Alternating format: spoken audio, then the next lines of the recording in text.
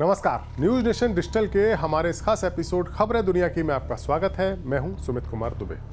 Middle east में पिछले कई महीनों से चल रहे तनाव में अब एक नया मोड़ आने वाला है। जिस तरह की खबरें आ रही हैं उसके मुताबिक अब इजराइल अपनी उत्तरी सीमा पर लेबनान में मौजूद हिजबुल्लाह के खिलाफ जंग का ऐलान कर सकता है।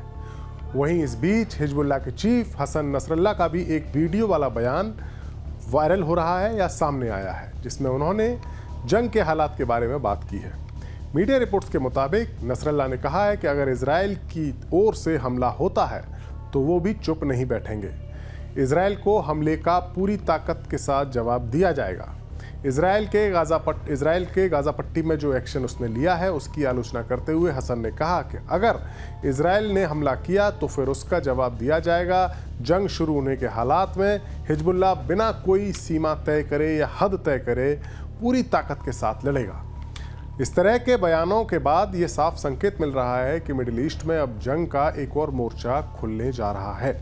हमारे आज के इस एपिसोड में हम बात करेंगे कि आखिरकार गाजा पट्टी में हमास को पूरी तरह से हराने में पहले से ही नाकाम रहने के बाद इजराइल अपनी उत्तरी सीमा पर एक नया फ्रंट क्यों खोलने की कोशिश कर रहा है, और अगर युद्ध होता है तो क्या इजराइल हिजबुल्लाह को वैसे ही पीछे धकेल सकता है जैसे उसने गाजा में हमास को धकेला है, क्योंकि हमास की तुलना में हिजबुल्लाह की ताकत काफ़ी ज़्यादा है। दरअसल पिछले साल अक्टूबर में जब गाजा में इजराइल हमास के बीच संघर्ष शुरू हुआ तब से ही हिजबुल्लाह इजराइल की उत्तरी सीमा पर रह रहकर रॉकेट्स दाग रहा है। यानी उसने रॉकेट दागना जो शुरू किया वो अभी तक बंद नहीं हुआ है। जवाबी कार्रवाई में इजराइल ने भी लेबनान में एयर स्ट्राइक्स की हैं, लेकिन हिजबुल्लाह पीछे नहीं हटा। हालात ये हैं कि इजराइल को अपने उत्तरी इलाके से करीब 90,000 लोगों को हटाना पड़ा है। ऐसा माना जा रहा है कि अब इजराइल की आवाम और उसकी पॉलिटिकल लीडरशिप के बीच एक सोच डेवलप हो रही है कि हिजबुल्लाह के साथ जंग अब ज़रूरी हो चुकी है। अब हम आपको बताते हैं कि हिजबुल्लाह आखिरकार है क्या और इसकी ताकत क्या है। दरअसल इजराइल की उत्तरी सीमा पर एक देश है लेबनान। इस मुल्क में क्रिश्चियन, सुन्नी मुस्लिम्स और शिया मुस्लिमों की मिलीजुली आबादी रहती है।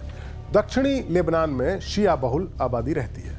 1967 में जब दूसरा अरब इजराइल युद्ध हुआ था उसके बाद फिलिस्तीन के हजारों लोग लेबनान में शरणार्थी बन गए थे। इन्हीं में से उनके कुछ हथियारबंद ग्रुप्स डेवलप हुए और ये ग्रुप्स इजराइल में जाकर छापामार हमले किया करते थे। इसके जवाब में इजराइल ने 1982 में लेबनान पर हमला किया, जिसके बाद उसके बड़े इलाके पर इजराइल का कब्जा भी हुआ। इसी के विरोध में हिजबुल्लाह नाम का एक शिया मुस्लिम संगठन खड़ा हुआ, उसको मजबूती मिली। हिजबुल्लाह को ईरान के समर्थन से खड़ा किया गया और इसके लड़ाकों को ट्रेनिंग के साथ साथ हथियारों की सप्लाई भी ईरान से ही होती है। साल 2006 में भी इजराइल और हिजबुल्लाह के बीच कुछ हफ्तों के लिए एक जंग हुई थी, लेकिन वो बेनतीजा रही थी। हालांकि हिजबुल्लाह के चीफ नसरल्लाह ने इसे अपनी जीत करार दिया था। बहरहाल 2006 में जो जंग हुई थी तब के वक्त में और अब के हालात में काफ़ी अंतर आ चुका है और हिजबुल्लाह की ताकत काफ़ी बढ़ चुकी है। हिजबुल्लाह के पास इस वक्त 1 लाख से ज़्यादा लड़ाके होने का अनुमान लगाया जाता है। सीरिया में जो गृह युद्ध चल रहा है उसमें भी हिजबुल्लाह ने पार्टिसिपेट किया था।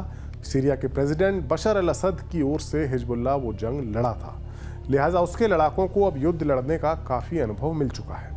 यही नहीं, सीरिया की जंग में हिजबुल्लाह को हथियारों का काफ़ी बड़ा जखीरा भी मिला और उसके जखीरे में यानी उसके हथियारों के भंडार में काफ़ी इजाफा हुआ। पिछले कुछ सालों में हिजबुल्लाह ने अपनी फायर पावर में ज़ोरदार इजाफा किया है। उसके पास ईरान के अलावा रूस में बनी हुई भी कई खतरनाक मिसाइल्स हैं।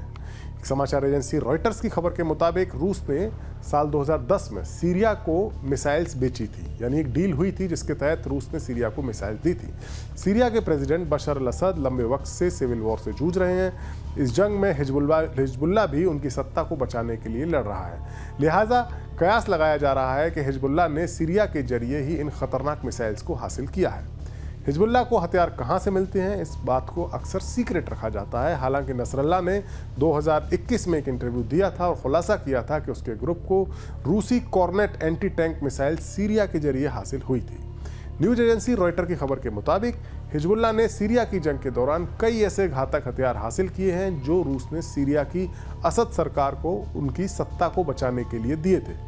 साल 2006 में इजराइल के साथ हुई जंग के दौरान हिजबुल्लाह ने भूमध्य सागर में इजराइल के जहाज पर हमला करके साबित किया था कि वो समंदर में मौजूद टारगेट पर भी हमला करने की क्षमता रखता है।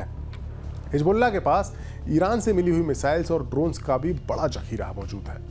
अमेरिका को तो इस बात का खौफ है कि अगर हिजबुल्लाह के साथ जंग होती है इजराइल की और हिजबुल्लाह अपनी पूरी ताकत के साथ इजराइल पर एयर स्ट्राइक करता है तो फिर इजराइल का जो मशहूर एयर डिफेंस सिस्टम है यानी आयरन डोम वो भी नाकाम हो सकता है। हमास के हमले के वक्त भी आयरन डोम पूरी तरह से कामयाब नहीं रहा था, जबकि हिजबुल्लाह की फायर पावर तो हमास से कई गुना ज्यादा है। यही नहीं, हिजबुल्लाह ने अपने एयर डिफेंस सिस्टम को भी काफी मजबूत कर लिया है। ऐसा माना जा रहा है कि हिजबुल्लाह के एयर डिफेंस सिस्टम की एक बड़ी ताकत SA-8 सिस्टम है, जिसमें कम दूरी की मिसाइलें शामिल हैं जो 2 से 9 किलोमीटर की दूरी और 5 किलोमीटर की ऊंचाई तक मार कर सकती है। इसके साथ ही SA-17 सिस्टम भी है जो 20 किलोमीटर की दूरी तक लक्ष्य को भेद सकता है। ये सिस्टम उसे ईरान से मिले हैं, लेकिन हिजबुल्लाह के पास महज ईरान से मिले हुए एयर डिफेंस सिस्टम ही नहीं है, बल्कि वो रूसी सिस्टम से भी लैस है। रूस ने अपने ये सिस्टम, ये जो घातक एयर डिफेंस सिस्टम है, ये सीधे हिजबुल्लाह को नहीं दिए हैं, बल्कि उसकी जो प्राइवेट आर्मी है वैगनर ग्रुप, उसने हिजबुल्लाह को ये सिस्टम मुहैया कराए हैं, ऐसी कई सारी मीडिया रिपोर्ट्स में बताया गया है। दरअसल सीरिया में जो सिविल वॉर चली उसमें राष्ट्रपति बशर अल असद की सत्ता को बचाने के लिए हिजबुल्लाह और वैगनर ग्रुप दोनों ने मिलकर जंग लड़ी थी। यानी इन दोनों के बीच में अच्छी ट्यूनिंग है जो इजराइल के खिलाफ भी नजर आ रही है। बहरहाल इतना कहा जा सकता है कि अगर इजराइल लेबनान में हिजबुल्लाह के ठिकानों पर बड़ा हमला करके जंग का आगाज करता है तो उसका अंजाम इजराइल को भी काफ़ी नुकसान भुगत कर उठाना पड़ सकता है, क्योंकि हिजबुल्लाह की ताकत अब काफ़ी ज़्यादा बढ़ चुकी है। हमारा ये वीडियो आपको कैसा लगा? कमेंट सेक्शन में जाकर अपनी राय हमें ज़रूर दें। नमस्कार।